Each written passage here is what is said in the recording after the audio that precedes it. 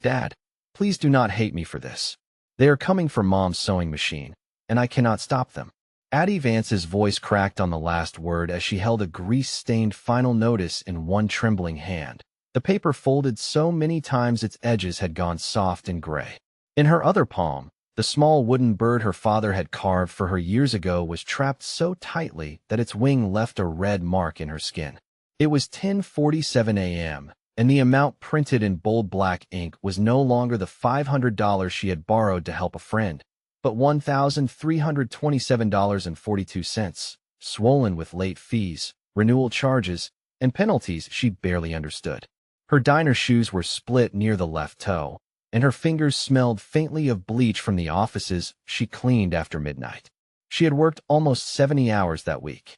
It still was not enough.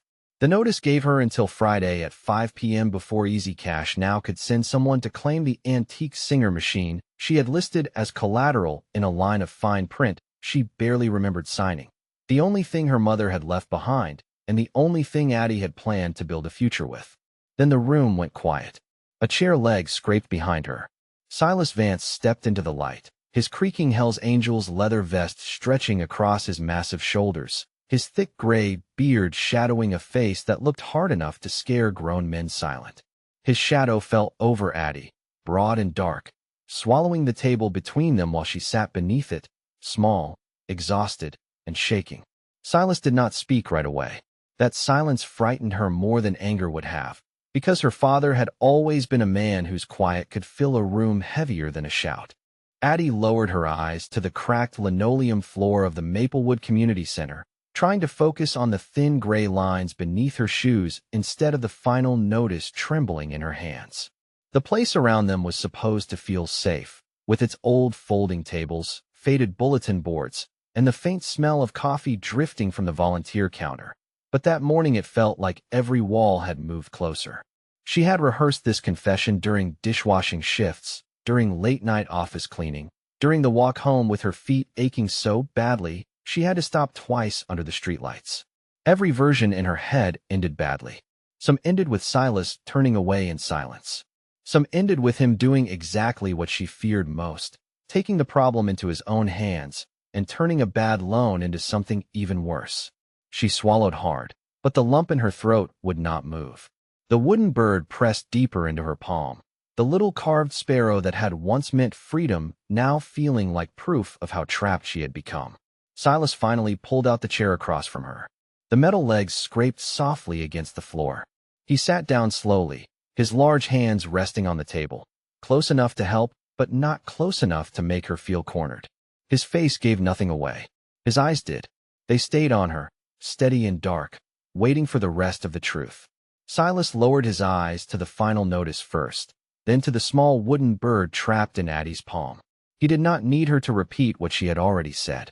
The shape of the danger was clear enough. A $500 loan, a balance swollen to $1,327.42, a Friday deadline, and her mother's sewing machine listed as collateral in fine print she had barely understood.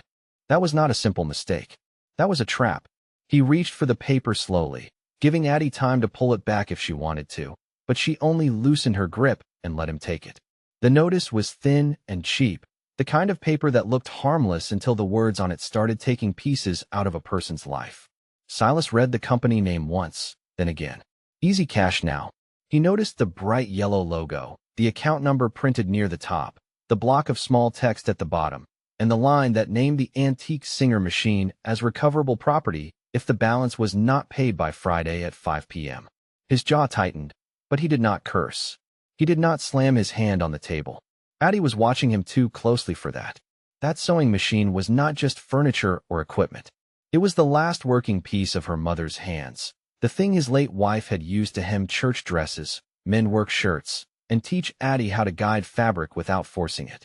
After the funeral, Addie had spent hours at that machine, oiling the gears, polishing the dark wood, and listening to the needle move as if the sound could keep grief from swallowing the house. Silas remembered standing in the hallway, hearing that steady hum and knowing his daughter was trying to sew herself back together one quiet stitch at a time. Now some storefront lender had reduced all of that to a line of collateral. He folded the notice once, carefully, and set it between them. I understand what they are threatening, he said at last, his voice low. Now I need to understand how they got you there. Addie's lips parted, but no sound came out. Shame rose in her face before the words did. Silas saw it and kept his hands still on the table, close enough to show he was there, far enough away not to corner her. Start with why you signed it, he said. Start with the person you were trying to help. Addie looked down at the wooden bird again. The hardest part was not the notice anymore.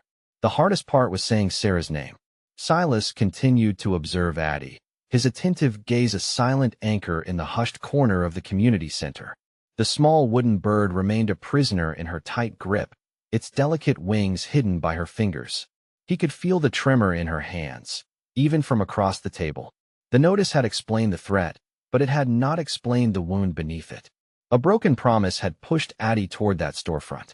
Someone had made her believe signing those papers was an act of kindness instead of the beginning of a trap. He wanted to speak, to offer reassurance, but he knew that sometimes the most helpful thing was simply to listen, to provide an unwavering presence. He let the silence hang, a space for her to gather her thoughts, to find the courage to share more, to untangle the knotted threads of her story. Just then, a warm, familiar voice broke the tension. Silas, Addie, how are you two doing today? Ms. Eleanor Hayes, the community center director, approached their table, a steaming carafe in one hand and a stack of paper cups in the other. Her smile was genuine, her eyes kind, missing nothing but judging nothing.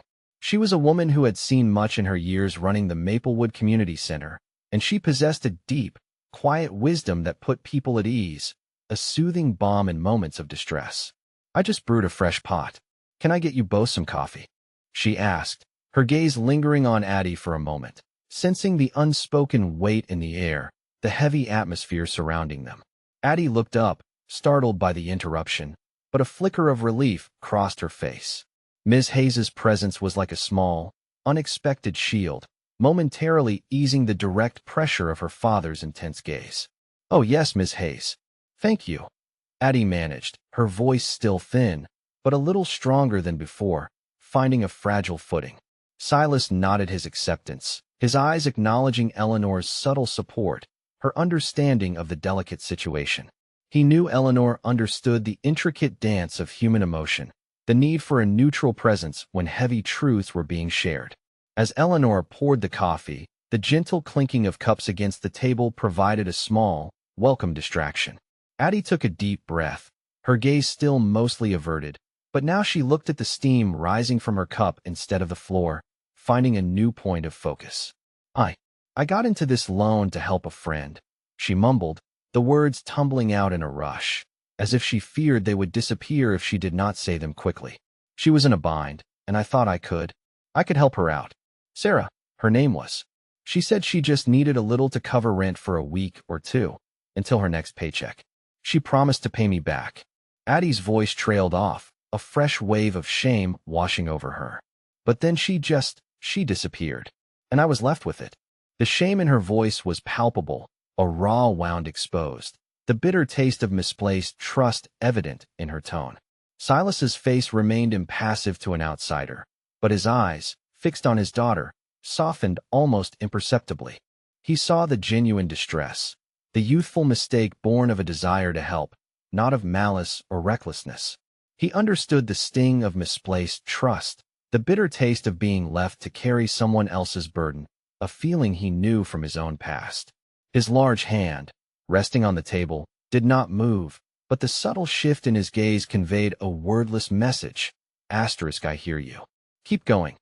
Asterisk, the coffee was warm in Addie's hands, a small comfort against the cold dread in her stomach. The first part of the truth was out, the reason behind the predatory loan, the vanished friend, the crushing weight of a promise broken. She had to tell him everything now, the full, ugly details of the loan itself, the terms that had trapped her, the numbers that had grown beyond her control. She knew she had to face it, and for the first time, with Ms. Hayes's subtle presence and her father's attentive, listening gaze, she felt a fragile thread of courage beginning to form, a tiny spark in the darkness. Addie still clutched the wooden bird, its smooth surface now damp with the sweat from her palm, a physical manifestation of her ongoing anxiety. Ms. Hayes had retreated slightly, giving them space but remaining within earshot, a subtle guardian, her presence a comforting anchor. The coffee in Addie's cup had cooled, but she did not notice. Her confession about the vanished friend had opened the floodgates, and now the details of the predatory loan poured out, haltingly at first, then with a desperate rush, as if she could not get them out fast enough. It was for $500, she explained, her voice low, almost a whisper, barely audible above the faint sounds of the community center.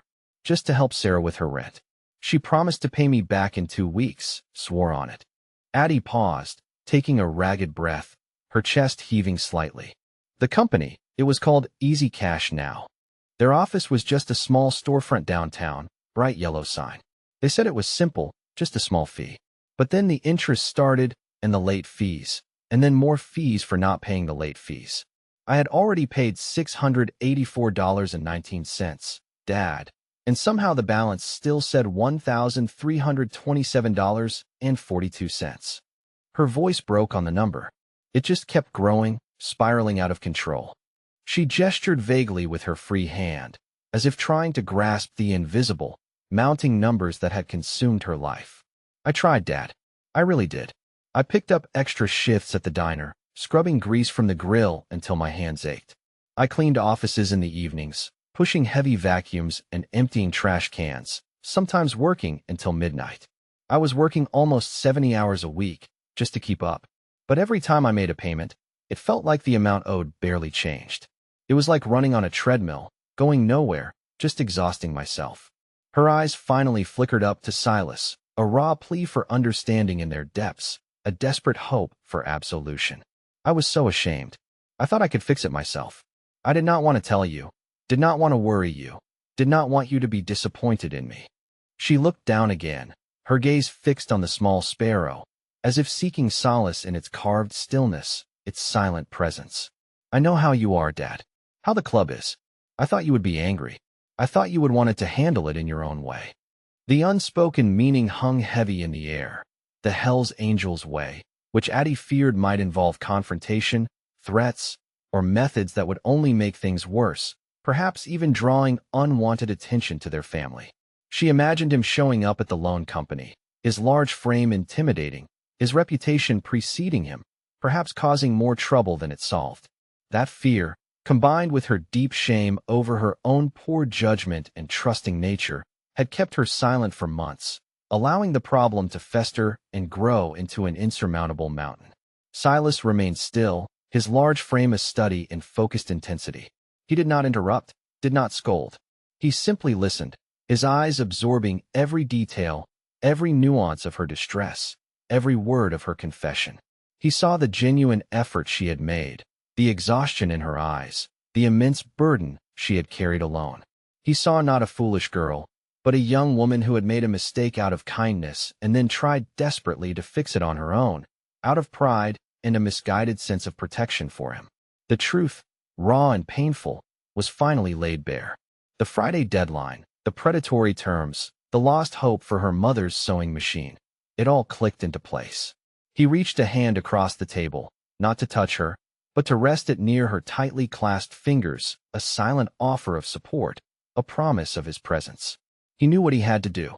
Silas Vance remained still, his large hand resting near Addie's on the table, a silent, steady anchor in the storm of her confession. He heard the raw shame in her voice, the desperate efforts she had made to fix her mistake alone, and the deep fear she held of his reaction. He saw the exhaustion etched around her eyes, the burden she had carried, a weight that had been too heavy for too long, pressing down on her spirit. He took a slow, deep breath, the air in the community center suddenly feeling heavier, charged with unspoken truths, with the weight of her vulnerability. He remembered a time, many years ago, when he himself had made a quick, bad decision, a choice born of pride and a misguided belief that he could handle everything on his own. He had learned lessons the hard way, and the quiet shame that had followed him, the bitter taste of regret, was a feeling he knew well. He understood the trap she had fallen into, not just the financial one, but the emotional one, the one that made you believe you were alone in your struggle, isolated by your own errors. He met her gaze, his eyes softening, losing their usual intensity, replacing it with a profound understanding. "Addie," he said, his voice low and calm, devoid of anger, "I am not angry with you. I am concerned.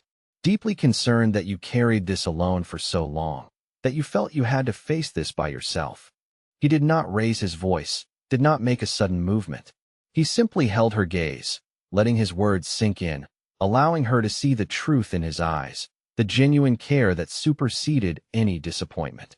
He saw the flicker of surprise in her own, the slow, almost imperceptible loosening of her grip on the small wooden bird, a tiny sign of her guard lowering.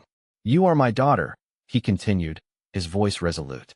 "You do not carry a burden like this alone. Not when I am here. You are my own, and we protect our own." He paused, letting that sink in, letting the full weight of his promise settle between them. He knew she feared his Hell's Angels way, the reputation that preceded him, the assumptions people made about how he might handle a problem. But he also knew that true strength was not always found in confrontation or brute force. Sometimes, it was found in quiet, methodical action, in careful planning, in seeking knowledge. "Now," he said, his tone shifting to a more practical, focused note, "I need you to give me everything. Every piece of paper you have from this Easy Cash Now company. The original agreement, the notices, the payment statements, everything. Do not hold anything back. We need all the facts, every single detail, no matter how small." He leaned forward slightly, his gaze firm but reassuring. "I will look into it," he promised, his voice carrying the weight of his word, the certainty of his commitment. "But not with threats, Addie. We will do this with facts, with information, with the law. I know a few people who understand how these paper trails work, people who can help us untangle this mess. We will find a way, a proper way." He saw a glimmer of something new in her eyes, a fragile spark of hope replacing the deep-seated fear, a small light in the darkness. The problem was still immense, the deadline still looming, but for the first time in months, Addie was not facing it alone. Silas knew the path ahead would be complicated, full of legal jargon and bureaucratic hurdles, but he also knew that the first step, the step of speaking the truth and asking for help, was often the hardest. Now, the real work, the methodical dismantling of the problem, could begin. The next morning, the gentle hum of the Maplewood Community Center was far from Silas Vance's mind.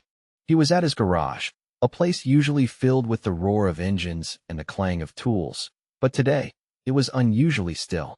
His motorcycle, a gleaming black machine, stood covered in a corner, its chrome dulled by a canvas tarp. This was not a day for riding, not a day for the open road. This was a day for a different kind of work, a meticulous, patient kind of work that required a clear head and focused attention.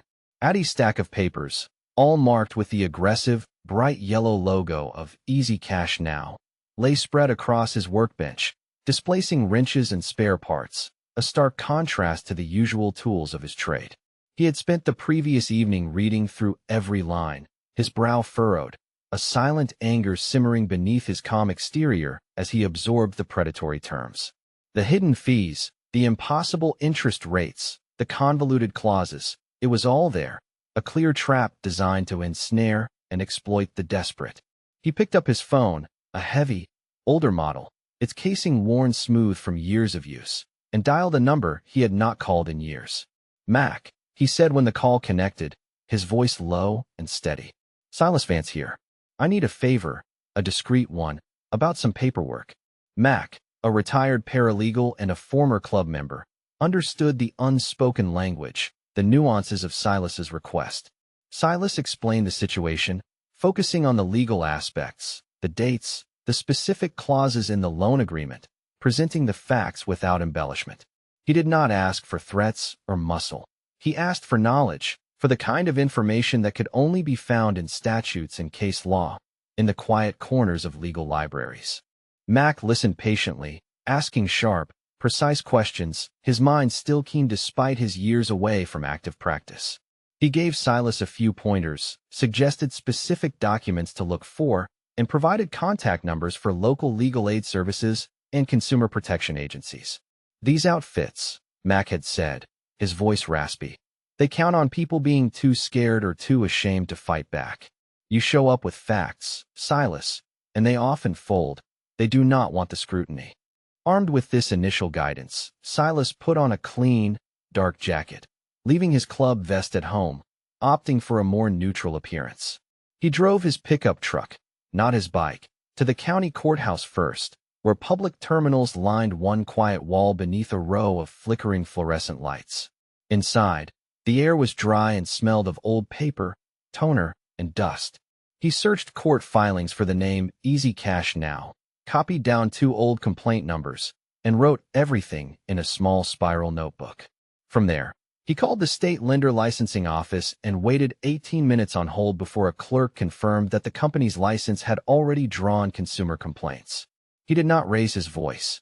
He did not use his name like a threat. He asked for the correct forms, the correct phone numbers, and the correct process. By noon, he had also called the Attorney General's Consumer Protection Line and written down the address of a local legal aid office that handled predatory lending cases. He was not a lawyer, but he understood systems, understood how to find information, how to follow a trail, how to build a case brick by brick. He gathered brochures, printed out relevant sections of state law, and meticulously copied down the names and numbers of organizations dedicated to fighting predatory lending. His hands, usually stained with grease and oil, were now smudged with printer ink, a testament to his new task.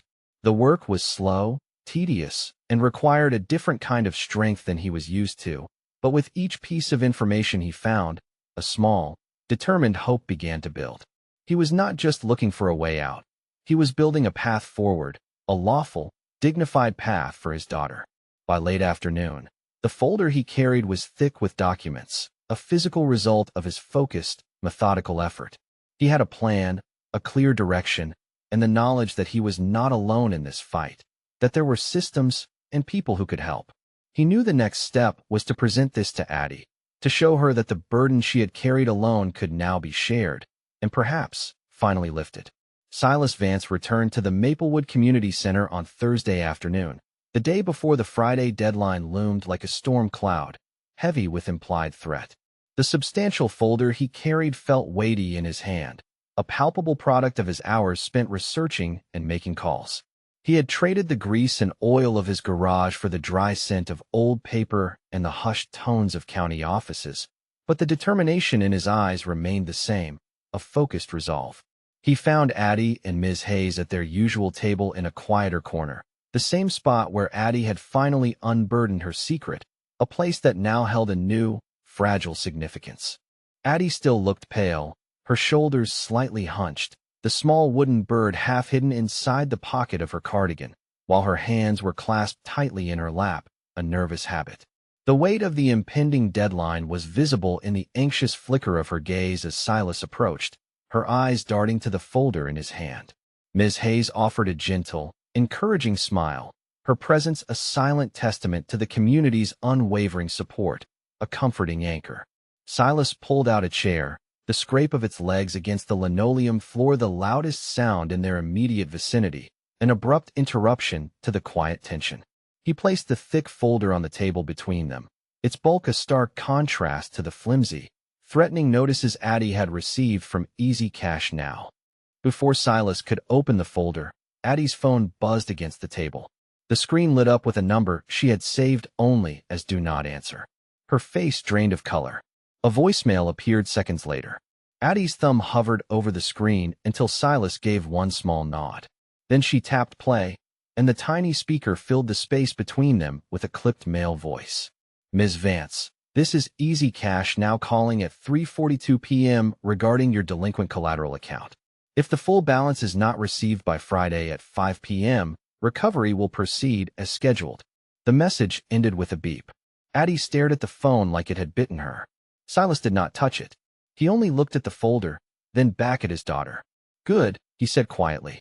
Now we have their words too. Only after the voicemail ended did he turn the folder toward her.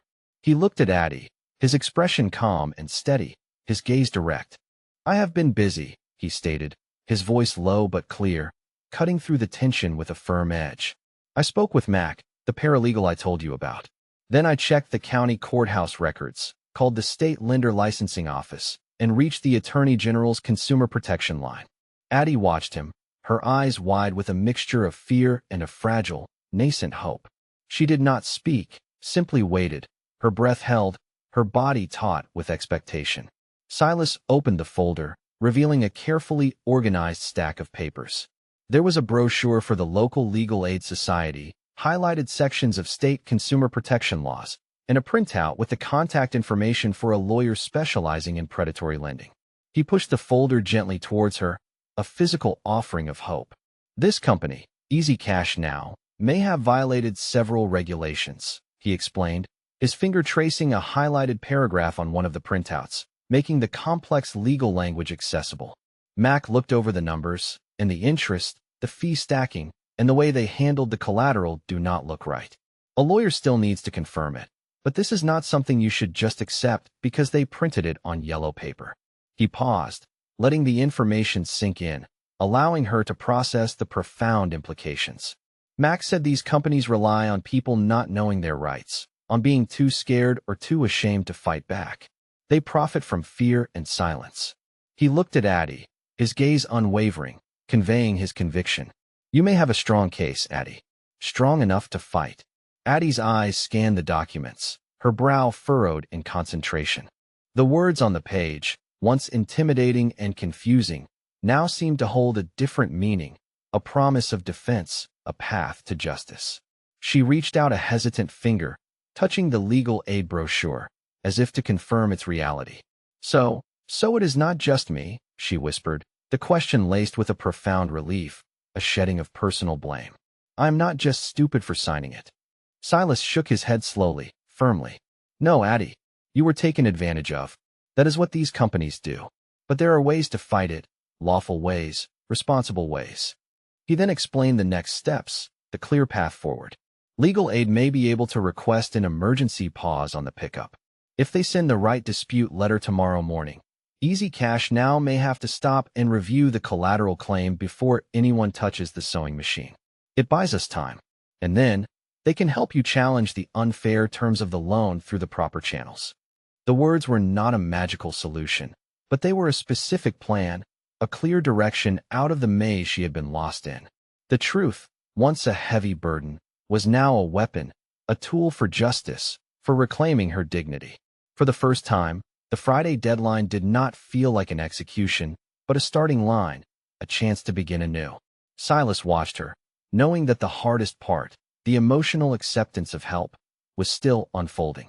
The community center, often a place for small victories, was now witnessing a much larger one, a quiet turning point in Addie's life, a moment of profound shift. Silas watched Addie, allowing his words to settle, allowing the weight of the information to sink in. He saw the flicker of understanding in her eyes, the slow dawning of hope replacing the fear that had shadowed her for months, a gradual illumination. The folder, filled with legal aid contacts and consumer protection laws, lay open between them, a tangible shield against the predatory loan company, a physical representation of their new defense. He knew that knowledge was power, and he had worked hard to arm his daughter with it, to give her the tools she needed. Tomorrow morning, we start with legal aid, Silas said. Not because this is already solved, but because we finally know which door to knock on. He tapped the folder once, softly. This is not a miracle, Addie. It is a first step, but it is a real one. He saw a subtle tremor run through Addie's shoulders, a physical release of tension, a visible sign of a burden beginning to lift. And then, he continued, they can help you fight the unfair terms of the loan. They will look at every single page, every fee, every clause. They will know whether this should be handled through a complaint, a negotiation, or court if it comes to that. He offered to drive her to the legal aid office first thing Friday morning, removing another barrier, another excuse for her to face it alone. We will go together, he said, his gaze firm, his commitment clear. You will not be alone in this, not anymore. Addie looked at the folder, her eyes tracing the words on the legal aid brochure. Then she looked at her father. His face, usually so stoic, held an expression of resolute calm, a deep, unfailing support that she had not dared to hope for, a quiet strength she had underestimated. He had not yelled. He had not judged. He had simply acted, methodically, responsibly, using his network and his intelligence to find a lawful path forward, a path of dignity. The Hells Angels way she had feared was not violence or intimidation, but a quiet, fierce protection, a commitment to his own, a demonstration of true paternal strength. Her fingers, which had been clasped tightly in her lap, slowly uncurled. She reached into the pocket of her cardigan and pulled out the small, hand-carved wooden bird that had been her silent confidant, her emotional anchor through weeks of fear and shame. It had been a symbol of her burden, clutched so tightly, its delicate wings hidden by her desperate grip, a prisoner of her anxiety. Now, with a deep, shuddering breath, a profound exhalation, she finally released it. She placed the wooden bird gently on the table, its smooth, cool surface a stark contrast to the rough texture of the legal documents, yet perfectly at peace among them. It was a wordless act, a visible sign of her letting go, of shedding the immense weight she had carried alone for so long. A single tear rolled down her cheek, but this time, it was not a tear of shame or fear. It was a tear of relief, of gratitude, of a fragile, newfound hope that shimmered in her eyes. Ms. Hayes, who had been observing from a respectful distance, offered a soft, knowing smile. She understood the significance of that small bird, the unspoken language of a burden lifted, a spirit set free. The community center, a place designed for connection and support, had once again proven its purpose, witnessing a profound personal victory. The immediate threat was not gone, but the path forward was clear, illuminated by truth and support. Addie had found her voice, and her father had shown her a different kind of strength, a strength rooted in calm action and unwavering support. The Friday deadline, once a terrifying end, now felt like a beginning, a chance to reclaim her dignity and her future. The following morning, Friday, Silas Vance drove Addie to the legal aid office before the doors had even been unlocked. The drive was mostly silent, but it was a comfortable silence, different from the heavy, anxious quiet that had filled their car just days before. Addie sat straighter in the passenger seat, no longer hunched, her hands resting calmly in her lap. The small wooden bird was not clutched in her grip. It rested safely on her dresser at home, a memory of a burden, not the burden itself, a symbol of a past struggle.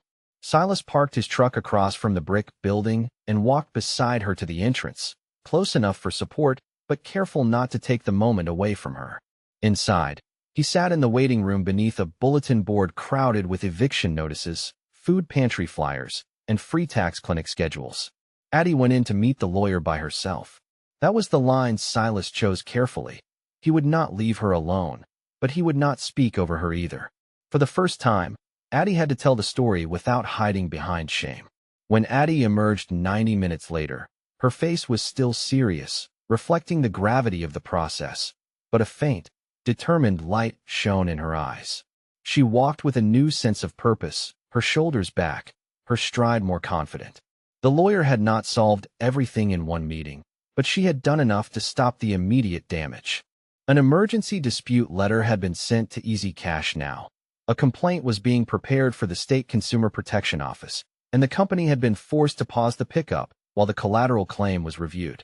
It was not a complete victory, not yet. It was breathing room. For Addie, that was enough to stand upright again. The antique sewing machine, her mother's legacy and her own dream, was safe for now, its future uncertain but no longer immediately threatened. The weeks that followed were not simple. There were phone calls, follow-up meetings at the legal aid office, and the slow, methodical work of gathering more documentation and preparing her case. But Addie was no longer alone in the fight.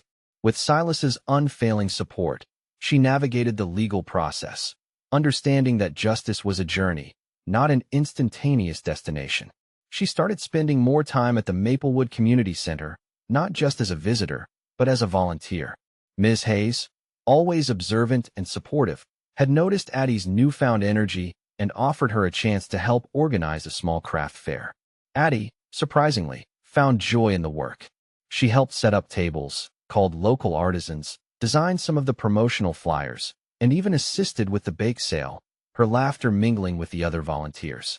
The rhythmic hum of the center, the laughter of children in the play area, and the friendly chatter of the seniors in the common room filled the void that shame and fear had once occupied, replacing it with connection and purpose. She learned to speak up, to ask questions, to voice her opinions, finding a quiet confidence she did not know she possessed, a strength that had been hidden beneath her fear. The community center became more than just a place. It became a haven, a place where she could rebuild, not just her life, but her sense of self, surrounded by a supportive community. Silas would often stop by, sometimes just to have a cup of coffee with Ms. Hayes, sometimes to watch Addie from a distance as she worked, a small, proud smile playing on his lips, a silent acknowledgement of her growth. He saw her blooming, slowly, steadily, like a flower after a long winter, regaining her vibrancy. Addie learned that hope was not a magical fix, an instantaneous solution to all her problems. Instead, it was a path forward, built on honesty, on steadfast support, and on the strength found in community. She understood that even the heaviest burdens could be lifted, not by force, but by truth, by patience, and by the unwavering presence of those who cared. On the morning of the craft fair, the antique Singer machine sat near the front windows of the Maplewood Community Center, polished until the dark wood caught the light. Addie guided a piece of blue cotton beneath the needle, stitching the outline of a small bird onto the corner of a child's apron. Silas stood near the doorway with 2 cups of coffee in his hands, his leather vest creaking softly when he shifted his weight. He did not say he was proud. He did not have to. Addie looked up, saw him watching, and smiled before turning back to the machine. This time, the bird was not trapped in her hand. It was moving forward, one careful stitch at a time. This story is a fictional narrative created for entertainment, reflection,